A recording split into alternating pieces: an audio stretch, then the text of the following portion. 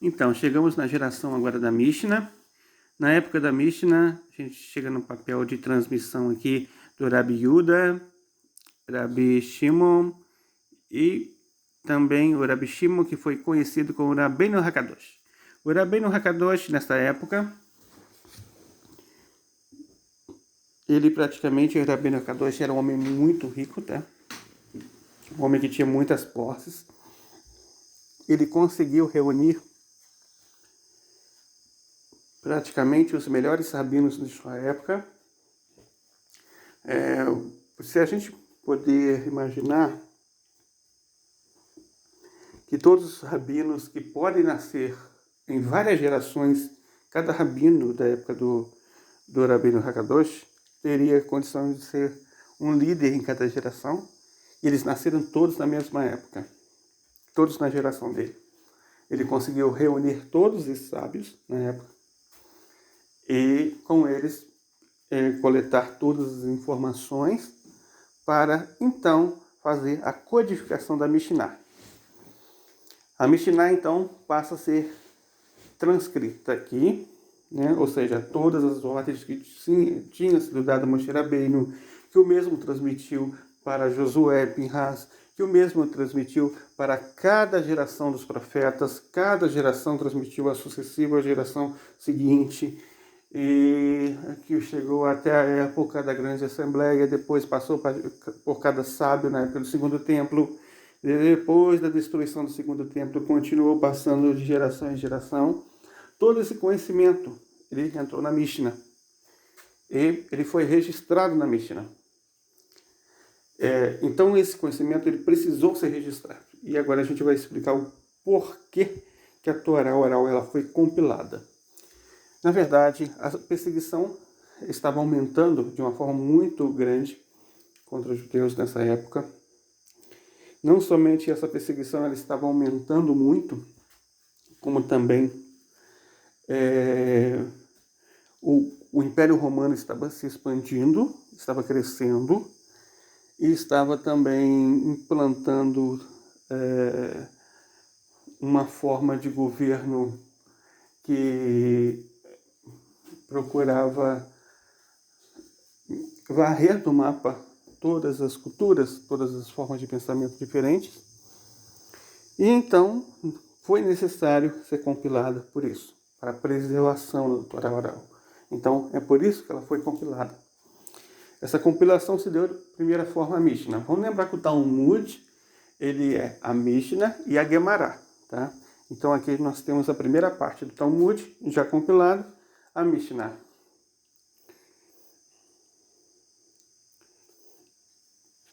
A corte do Rabbeinu Hakadosh, que nós falamos que era muito proeminente, né? Ou seja, quando falamos corte, falamos isso daqui, tá? Falamos um conjunto de sábios que compõem. Lembra que isso significava ser profeta na época dos profetas. Ou seja, os profetas tinham vários anciãos que teriam como ser profetas também. Mas acima desses vários anciãos, um profeta se destacava mais que os outros. E por esse destaque, né, por chegar a um nível de espiritualidade tão grande, que nós podemos ver quão grande era o nível profético. Então, aqui nós encontramos na época do Rabbeinu Hakadosh o quê? Entre eles estavam Shimon Gamaliel, Rabi Elfas, o Rabi Hanania, o Rabi Hia, o Rabi Yamal, Bar Kapara, Shemuel, Rabi Yohanan, Rabi Oshaya. Todos esses poderiam ter sido, tá? Grandes rabinos, cada um em sua época, em épocas diferentes, por exemplo, mas nasceram todos na mesma época, com o propósito, é claro, de fazer com que tudo isso fosse registrado de uma forma correta. E aí nós podemos citar vários outros rabinos que viveram nessa época também. Alguns passaram pela destruição do segundo templo, outros não, né? E vamos chegando sobre todos esses sábios mencionados. Todos eles que foram mencionados foram líderes de suas gerações. Entre eles estavam o chefe de Yeshivot, chefes do exílio. Yeshivot são escolas de Torá, tá? Chefes do exílio, membros do grande Sanhedrin. Juntos com eles, em cada geração, havia milhares e miríades que ouviram seus ensinamentos, ou seja, ensinamentos pela Torá oral. Então, cada sábio, desde o Shimon HaTzadik, Shimon Justo, aquele que passou pela grande assembleia, desde ele até essa época aqui, receberam a transmissão da Torá oral toda ensinada, cada um em sua época, por cada um líder, por cada um justo dessa geração, da outra, até chegar na época da compilação. Depois que a Mishnah foi compilada, chegou a vez da Guemará ser compilada. Tá? Na verdade, a Guemará ela surge de quê? A Mishnah ela tinha sido compilada e ela foi compilada numa linguagem muito difícil de entender para outras gerações.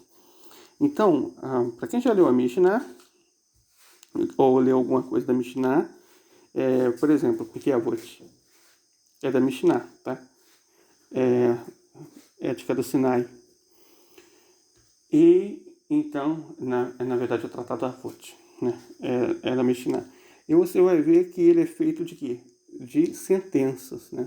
De declarações. Bem no estilo do livro de Provérbios, por exemplo. Cada sentença ela tem um vasto ensinamento oral. Tá? Ainda que foi registrada, precisa sempre de explicações para a gente poder entender mais profundamente. Então, nós temos aqui, na época da Guemará, surgiu o quê?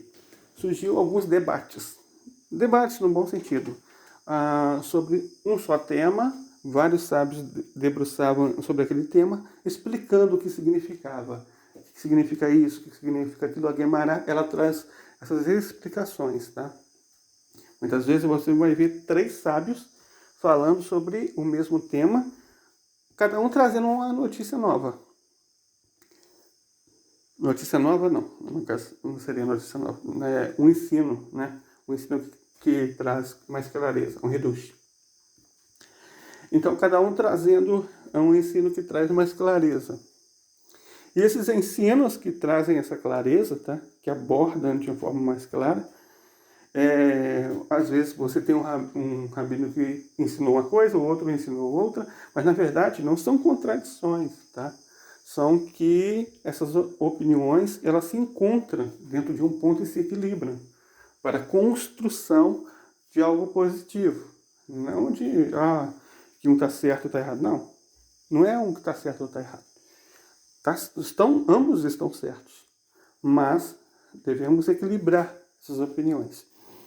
Diferentemente do debate ocidental, que tenta acabar com o outro, praticamente, né? Derrubar o outro, aniquilar o outro e dar razão a um. O debate da Torá é diferente. O debate da Torá envolve equilíbrio.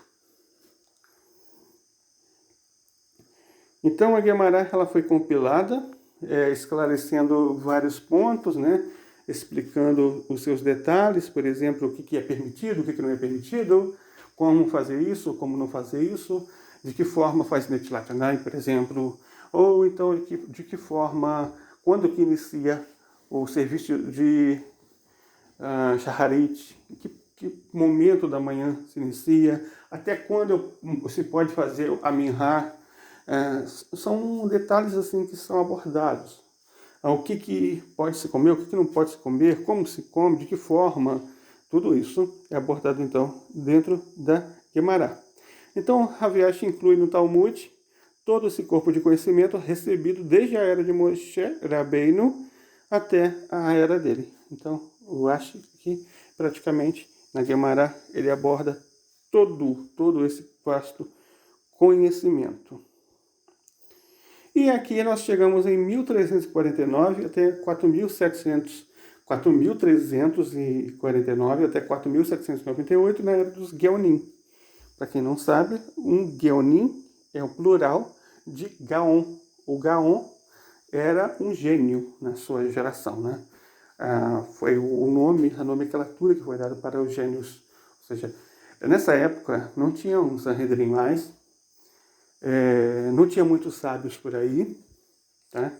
Então se recorria a um gaon de certa localidade, e esse gaon ele respondia cartas. Essas cartas ficaram conhecidas como responsas haláricas, sobre temas de halahá, por exemplo, como fazer isso, como fazer aquilo, ou enviava alguma pergunta em relação a matrimônio, ou alguma pergunta em relação, por exemplo, à saúde, alguma pergunta sobre, de repente, alguma dúvida de uma dificuldade que alguém estava passando, ou um período de doenças, de epidemias, por exemplo, e saberem a razão por que isso estava ocorrendo, enviava então uma carta para tal gaon e ele respondia.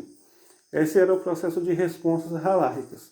Muitas dessas responsas acabaram se tornando verdadeiros tratados da Halahá, né, da lei judaica, e alguns desses gaons ficaram proeminentemente conhecidos, tal como o Gaon de Vilna, né? Para quem não conhece o Gaon de Vilna, praticamente todos que estudam praticamente algum conteúdo de Torá se lembram então do Gaon de Vilna.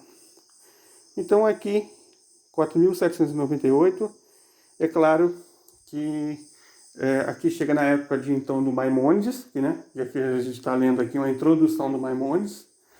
Então a gente chega aqui na época do Maimônides. O Maimônides não registra para a geração seguinte, porque aqui ele faz praticamente uma introdução ao tema. Então a gente tem a época do Maimônides ainda, tem a época do Narmânides ainda, temos a época do nascimento do Hassidismo, né, o movimento racídico no mundo. Temos a época então do Shimon Bar Yochai, temos a época de vários sábios no decorrer de outras gerações. E assim a Torá oral chegou dessa forma até nós.